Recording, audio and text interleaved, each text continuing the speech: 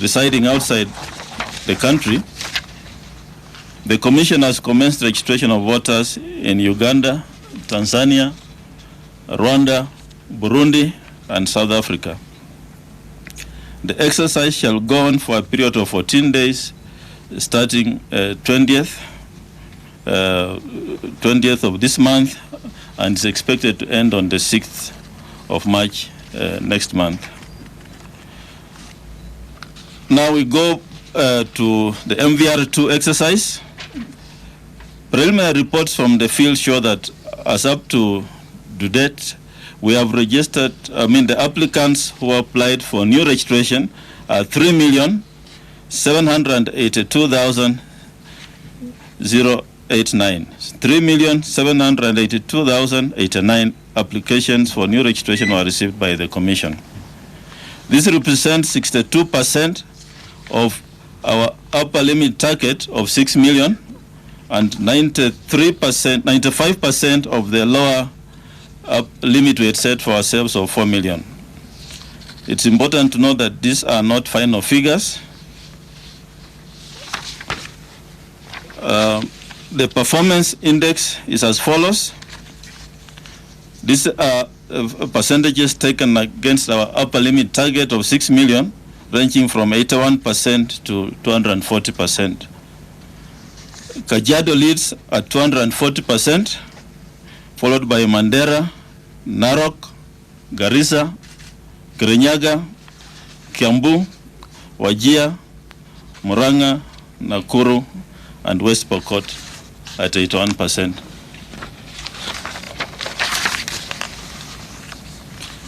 The following are the counties which have recorded the most applications. These are figures between 100,000 on the lower part to 460,000 on the upper part. Nairobi leads with 461,346, followed by Kiambu, Nakuru, Meru, Mombasa, Kilifi, Machakos, Kakamega, Murang'a, and Uasin Gishu at 100,346. Now, taking into account the registration of voters after the 2013 election, the Commission projects that approximately 3.2 million new voters will be added to the voters' roll. But this will be the case after we have cleaned the register and verified the process. This also will be after we have removed, cleaning will involve removing the dead voters from the register. Another area we want to comment on is the voter transfer applications. As regards voter transfers, we have so far a record 1,001,819 applications. These are people transferring from one constituency or one ward to another. We have observed that there are places in Kenya where transfers were more than the new registrations. Once the data is processed, we shall know the trends and what they mean towards election preparedness. These trends mean a lot as regards how we balance the polling stations and other areas of preparedness. A few comments on our state of preparedness in terms of the register of voters. The Commission will now process all the data received from the field to the central database at our headquarters here in Nairobi for further processing. This will entail matching of all the records received to ensure that there are no duplicates or persons appearing more than once in the register. A preliminary register will be compiled for a period of about 40 days and shall be sent to the registration officers in the field to confirm the correctness of the information. Once we receive feedback from the field officers, the Commission shall prepare the draft register that will be subjected to inspection and verification thereafter, and this will be presented to the public starting May 10th, 2017. Thereafter, the Commission shall then amend, certify, and then publish the final register of voters as per the law in readiness for the elections. We wish to draw the attention of political parties and all aspirants to the notice published on February 6, 2017 as regards timelines for nomination of candidates. That is the next milestone towards the general election. We are pleased to report that a number of political parties have already submitted relevant documents related to the timelines which you have given. As a reminder, we wish to reiterate what's urgent between now and April 26 this year. This is already in the timelines published, but one, submission of party nomination rules to the Commission. This is to be done within 10 days from February 20th, that's yesterday, to Thursday, March 2nd, that's next month, for a period of 10 days. Submission of party membership lists for a period of 10 days from Thursday, March 9th, 2017 to March 19th, 2017. Submission of names of candidates for party primaries to the Commission. Sunday, March 26th to Wednesday, April 5th, that's this year. Gazettement of candidates and date of primaries, Thursday, March 30th to Wednesday, April 12th. Parties to conduct party primaries from 13th April to April 26th. The rest of the timelines are already published, but this just to remind those who may not have looked at the publication that this must be done immediately. In conclusion, I wish to say that the date of the general election is fast approaching. We call upon Kenyans to jointly reflect on what type of elections they would like to have. As a Commission, we are ready and prepared to deliver free, fair, and credible election, and we also going to deliver peaceful elections. But this cannot be done without the Kenyan people, political parties also playing their role. As we enter the next phase of preparations, that is the nomination of candidates, we urge political parties and aspirants to conduct their business within the rule of law and ensure that their processes are peaceful and credible. As a Commission, we shall not hesitate to take action against those violating the Electoral Code of Conduct in the name of elections. Thank you.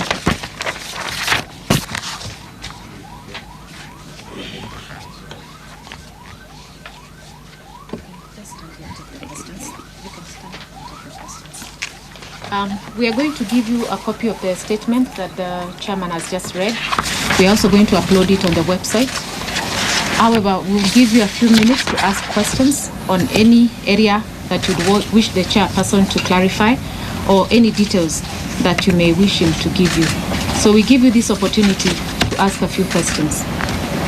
So we start with the lady, then the gentleman, and then Well, good afternoon. My name is Brenda Zella from IEBC. Just clarification about the auditing of the voter register and also following up to the court case. When are we likely to have the voter register audited? Because, of course, there will be delays.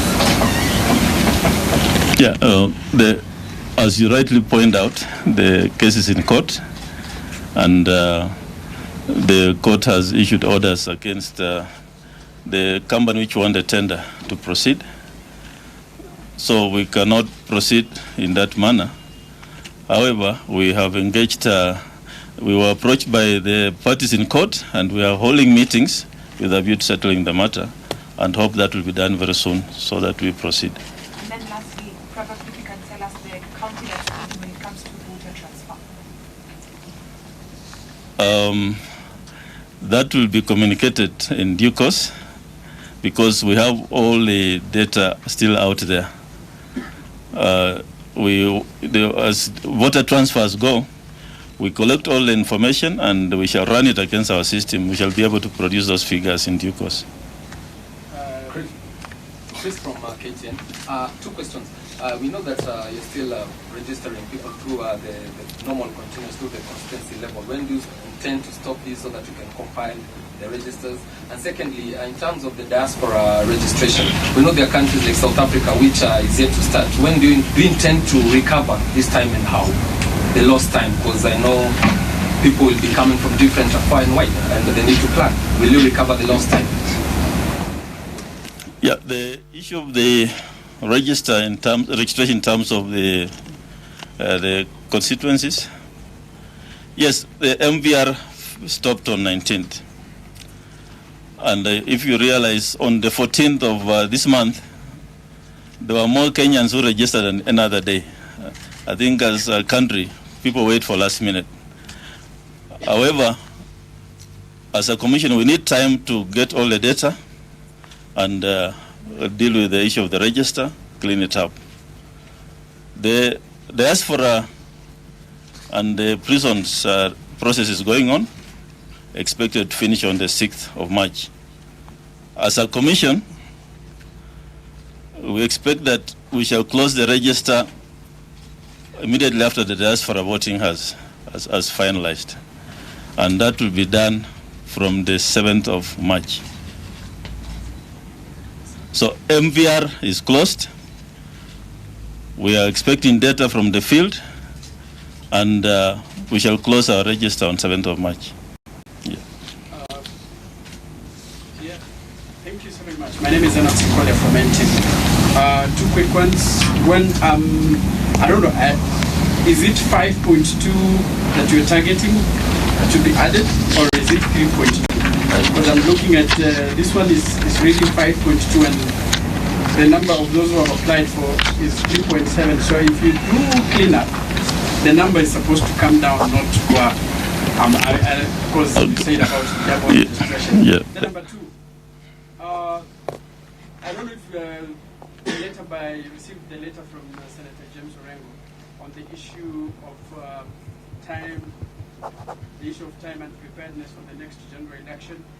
What is your response? Because he's concerned that the commission is behind by 2 months, given that it has to have in place, like 2 months ago, it was supposed to have an integrated electronic management system, elections management system. So I don't know, what is your response? When are you likely to have that system in place, up and running? Yeah, thank you. The figure 5.2 comes in like this. Remember we had MVR1, which netted 1.4.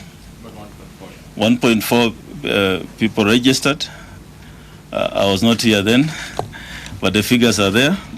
Then now, if you add that to MVR2, or 3.7, then the number of people registered, Kenyans registered to vote as of 2013, is 14.4.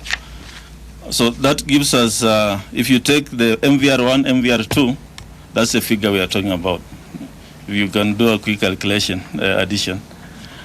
And on the issue of Senator Orengo, when I came in office with my team, we said we shall have an open door policy. I've had meetings with my commissioners, with members of political parties. And the issues, yes, we have received the letter. I got it today. The letter raises issues which actually I had already discussed with Senator Orengo and his team. We have challenges on the issue of procurement. The issue of a Kenya integrated electoral management system is being procured, and we expect the system will be installed and running by 28th of May this year. And so we know we have challenges, but those challenges are not going to stop us from carrying out the August 8th general election. The commission is within its timelines, and I want to assure the country that there's no need to panic. We shall be able to deliver the election on 8th of August. We shall do everything possible to ensure that the procurement rules work for us, and we deliver this election. There are three more. My name is Sam Bituko from Citizen TV. A couple of questions first. How many people are you targeting to register in the diaspora? And number two, you're saying that you close the register as soon as 7th of March when you finish the diaspora registration. Yes. But then, correct me if I'm wrong, but I think the court said that you can proceed on with the continuous registration at the constituency level for at least 60 days from when you concluded MPR2. So what happens to people who register after March 7th? Will they participate in the election? Number three, there is this notion that you're saying that the nominations will end, the party primaries will end on April 26th.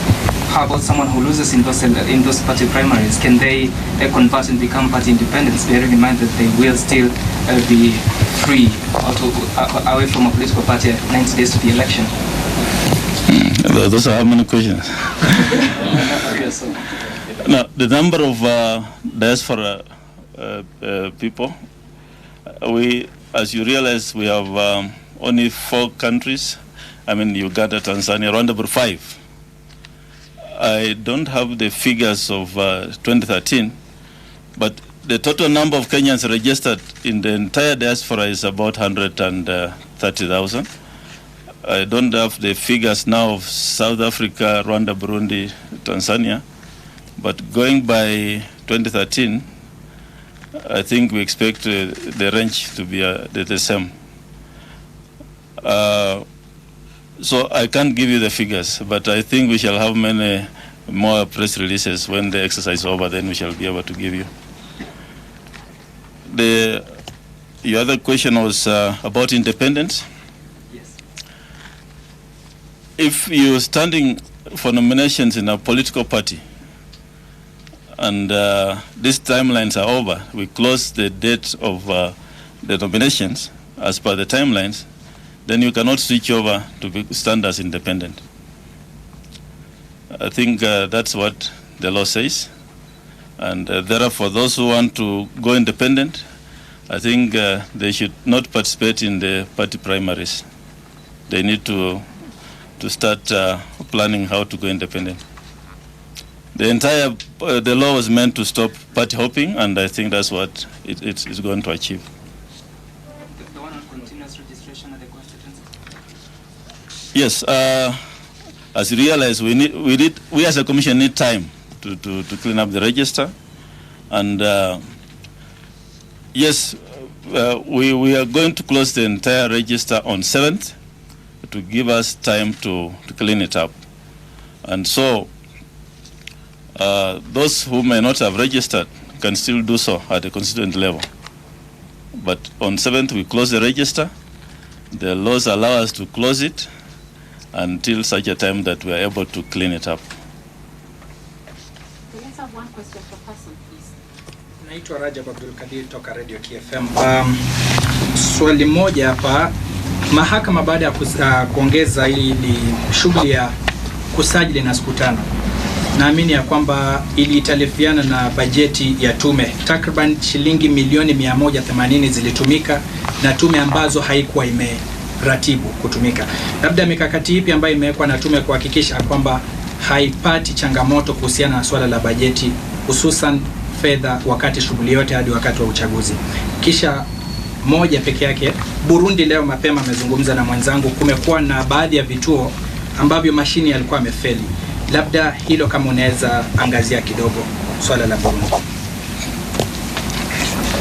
Kuhusu mambo ya budget, ni kweli tumetumia pesa ambayo kutakana itumike kwa registration, sababu ya hiyo mambo ya kuextend period na koti, na vile tutafanya, kuna secretariat hapa wanajua, accounting officer atajua vile atafanya hiyo mpango ya kuendelea na hiyo shughuli ya kujaza mali ya pesa imetoka.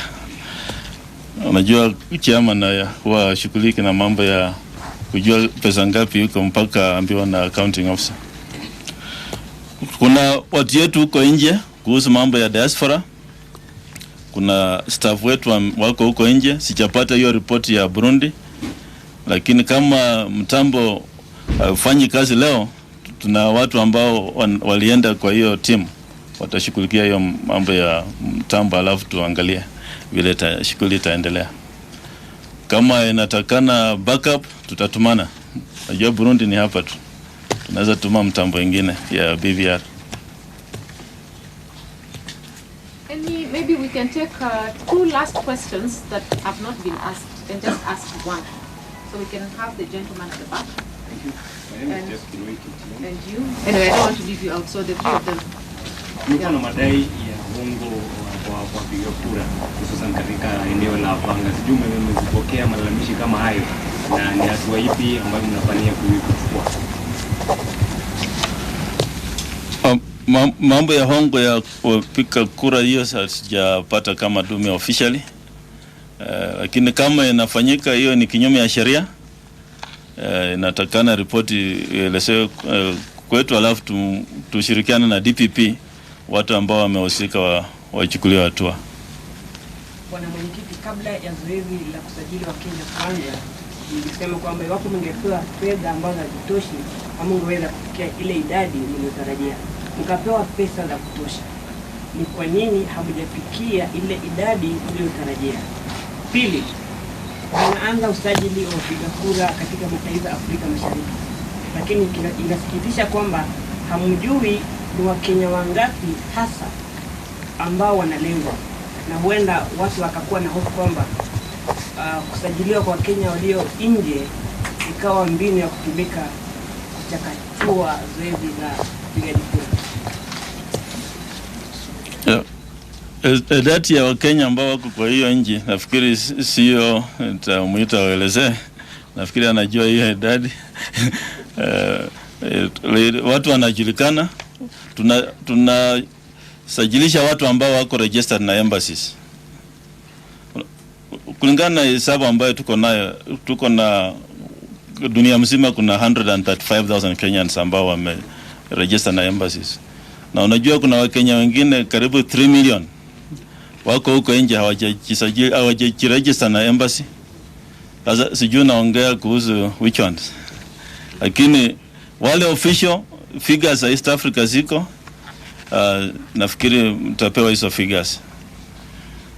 Kuhusu law registration, wakati nimetoa statement yangu nimesema tulikuwa tunatarajia kuregister 4 million people on the lower level na 6 million on the upper level. Vile sheria ya Kenya iko, mtu ana uhuru ya kujiandikisha. It's freedom, article 38. Huwezi kulazimisha kujiandikisha kura. Na kama watu wanataka kupiga kura, wanajiandikisha. Kama wataki, dume haina nafasi ya haina powers ya kuwalazimisha wajiandikishe.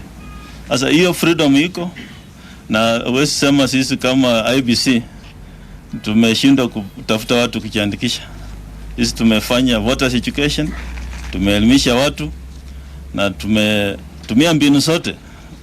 Tuko na 2 agents katika kila ward kuambia watu waende wajiregister. Ukiangalia TV ile runinga unaona kila siku tunaambia watu waende waregister. Kwa radio. Sasa kazi yetu sisi tumefanya na tumetumia hiyo pesa kulingana na vile ilikuwa allocated. Yeah. Just clarify what exactly is the IEBC's position with regards to the ballot tender? What do you expect going forward? What are your expectations? The ballot tender, you know what happened. There is a judgment of the court which cancelled a tender which had been procured through the normal procurement process. The judgment gave the commission an option to start the process afresh. As a commission, we have made a decision that we are starting the tendering process afresh, and we have sufficient time to do so. And therefore, yes, we are going to redo the tendering process afresh for ballot papers. Okay, let's have that one burning question, then you allow us to close. It has to be really burning. Okay, in 50-50, it's like in a 50-50 scenario, like you've agreed to conduct the Jubilee Party primaries. And many people have been questioning and actually saying that it could bring about an issue of credibility to the Independent Electoral Boundaries Commission, this body. So what is your take on that when it comes to, yes, the law says that you are allowed to conduct party primaries, but again, if you conduct for one party that has, it has intended or its purpose that you conduct its primaries, but again, they are raising the issue of credibility that actually right. What is your take on that? Well, the law is clear. If we look at the law, the Constitution says one of the mandates of this commission is to supervise and organize party primaries to ensure that political parties are carry out their business. The Election Act, of course, says the recent amendments say that if approached by a political party, the commission shall carry out party primaries for them. In terms of the commission, you know very well, I think I saw you in the Jubilee meeting there. We had a long meeting, and the only party which has approached us is actually Jubilee to carry out their primaries. We expressed our concerns. There are several gray areas, the issue of costing, the issue of the commission carrying out primaries. At the same time, we actually supposed to preside over dispute resolution arising from primaries. But the law says, if approached, we shall carry out primaries. So that's why we said, let's have a team from here and also from Jubilee to express these concerns so that there's no misunderstanding. And that meeting will be held next week, I think on 28th, so that we express our concerns, and we hope that we shall come out with a solution. What is your view on that, on the notions that Okay, let me tell you my view. Now, my view would prejudice the meeting that is forthcoming. If I say my view, then there'll be no need for that meeting.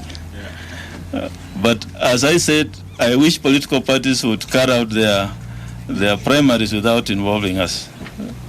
But having said that, we swore to abide by the rule of law, and that's why we are engaging in those discussions.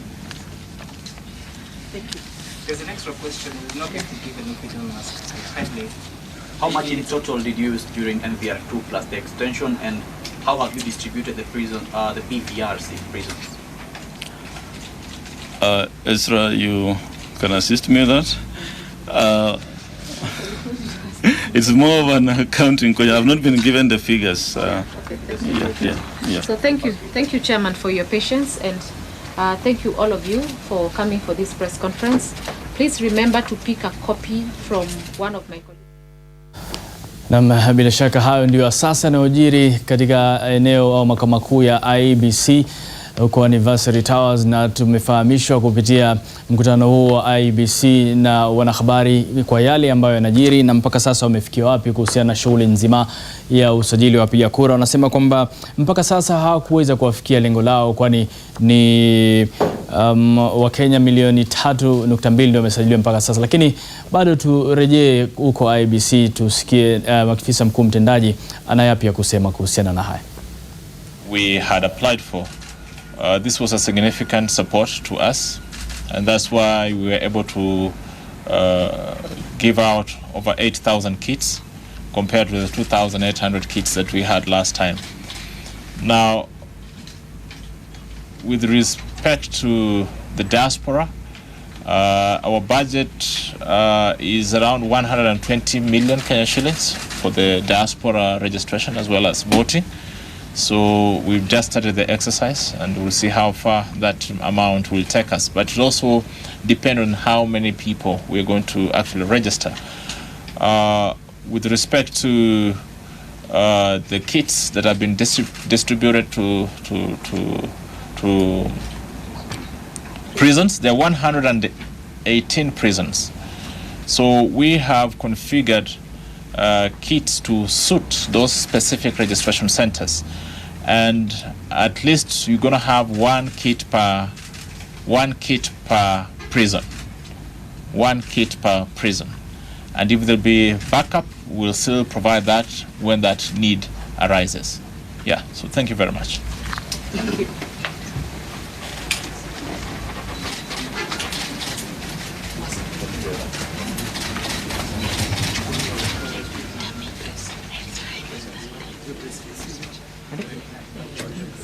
Naam, ndio kama hivyo. Afisa mkuu mtendaji wa IEBC Ezra Chiloba amezungumzia kuhusiana na mambo ya usajili na vile vifaa vinavyotumika katika usajili wa wapiga kura, na kama sijakosea hii leo ndio usajili wa wapiga kura walio katika magereza mbalimbali umeanza, na amesema kwamba watahakikisha kwamba shughuli hiyo inaendelea kwa hali shwari.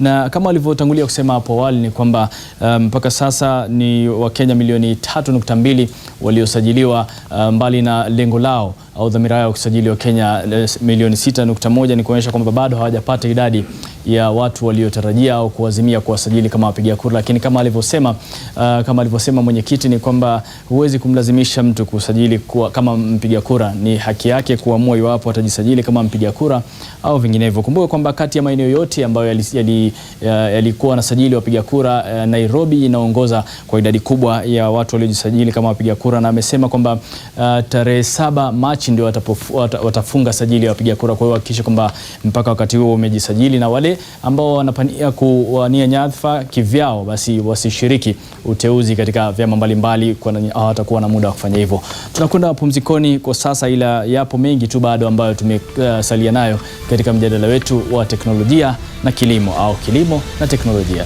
Tunarudi hivi punde.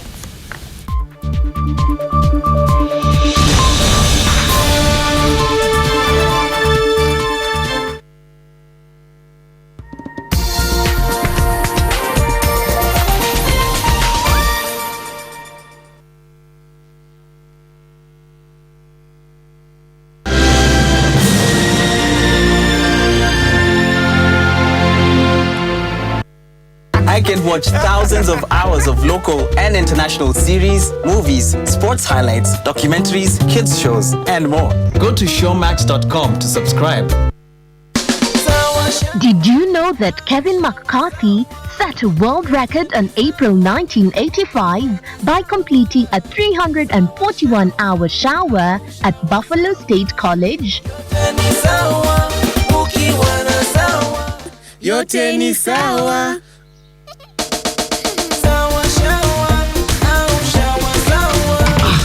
Introducing Sour Bathing Soap from Bonnie. It's so sour, you'll want to shower for hours. This week on the Wicked Edition. I would like to point out the fact that there is fake news of fake, and propaganda. Umokoka. Mnakuangana 10 things you know about. Alafu namba 7 will shock you. Yangu ni namba ngapi will shock you. That's all I need to know. That's all I need to know. Number 2. The Wicked Edition with Dr. Kingori, Tuesday at 8 p.m. These balls are filled